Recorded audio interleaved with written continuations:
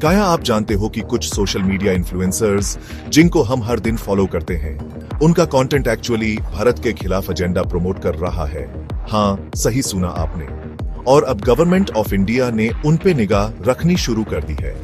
इस वीडियो में हम करेंगे एक इन डेप्थ एनालिसिस। कौन है ये लोग, क्या कर रहे हैं और क्यों गॉय ने फाइनली एक्शन लेना शुरू किया है। सोशल मीडिया आज सिर्फ एक एंटरटेनमेंट टूल नहीं रहा, ये एक पावरफुल वेपन बन चुका है। पब्लिक ओपिनियन बनाता भी है, बिगाड़ता भी है। और कुछ इन्फ्लुएंसर्स जानबूझ के या अनजाने में ऐसे नैरेटिव्स पुश कर रहे हैं जो देश के इंटरेस्ट के खिलाफ जाते हैं। यूएई के रिसेंट साइबर सर्वेलेंस इनिशिएटिव के तहत ऐसे इन्फ्लुएंसर्स की अकाउंट्स, ट्वीट्स, यूट्यूब वीडियोस और कोलैबोरेशंस मॉनिटर किए जा रहे हैं। सोर्सेज के हिसाब से कुछ लोग फॉरेन फंडिंग के थ्रू भारत के अंदर इंस्टेबिलिटी क्रिएट करने वाले मैसेजेस को वायरल कर रहे हैं। कुछ पॉपुलर नेम्स भी लिस्ट में हैं। ऐसा नहीं है कि सिर्फ फ्रिंज क्रिएटर्स अंडर वॉच हैं।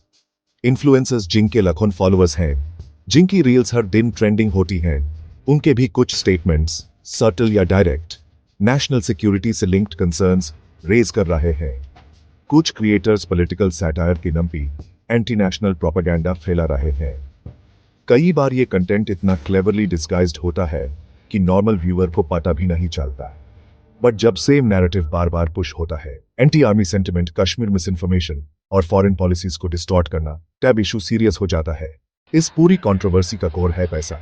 कौन फंडिंग कर रहा है ये इन्फ्लुएंसर्स को? इन्वेस्टिगेशंस ने दिखाया कि कुछ क्रिएटर्स के बैंक अकाउंट्स में सस्पिशियस फॉरेन ट्रांसफर्स हुए हैं। एनजीओज, एनोनिमस क्रिप्टो पेमेंट्स और इवन फॉरेन एम्बेसीज के इनडायरेक्ट ग्रांट्स तक ट्रेस किए गए हैं।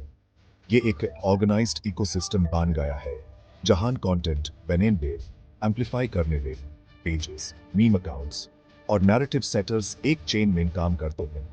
और इसका अल्टीमेट गोल होता है भारत का ग्लोबल इमेज डैमेज करना या इंटरनल इंस्टेबिलिटी क्रिएट करना।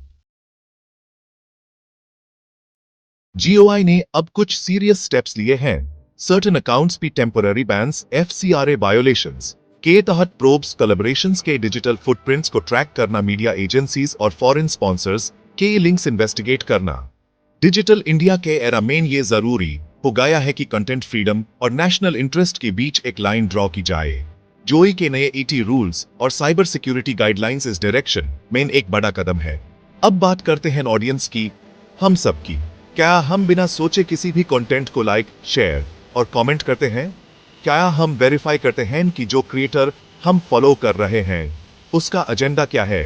एक ट्रेंड नोटिस किया गया है, पोलराइजिंग कंटेंट ज्यादा वायरल होता है। क्रिएटर्स इस पैटर्न का यूज करके यूथ को मैनिपुलेट करते हैं। मिस इन्फॉर्मेशन, हाफ ट्रूथ्स और एक बाइज्ड वर्जन ऑफ रियलिटी बन जाता है पब्लिक ओपिनियन। और जब ये ओपिनियन मैस लेवल पे इन्फ्लुएंस करता है, टैब पॉलिसी मेकिंग और नेशनल यूनिटी दोनों पे इफेक्ट पड़ता है। भारत के यूथ को अब अवेयर होना पड़ेगा। डिजिटल लिटरेसी सिर्फ इंटरनेट चलाना नहीं है, it's about knowing what to believe. हर ट्रेंडिंग रील या ट्वीट सही नहीं होता। गोई ने एक इनिशिएटिव भी लॉन्च किया है to educate students about media literacy, how to identify fake news, understand biased content और स्पॉट करना एजेंडा ड्रिवन क्रिएटर्स। इस बात की जरूरत है एक स्ट्रॉन्ग, अवेयर डिजिटल सिटीजन की जो न सिर्फ कंटेंट कंज्यूम करे बल्कि रिस्पॉन्सिबली रिएक्ट करे। दोस्तों, भारत की डिजिटल बैटलफील्ड में हम सब एक सोल्जर हैं। हर लाइक, हर शेयर, हर कमेंट एक वोट है सच और झूठ के बीच। तो सोच समझ के क्लिक करो।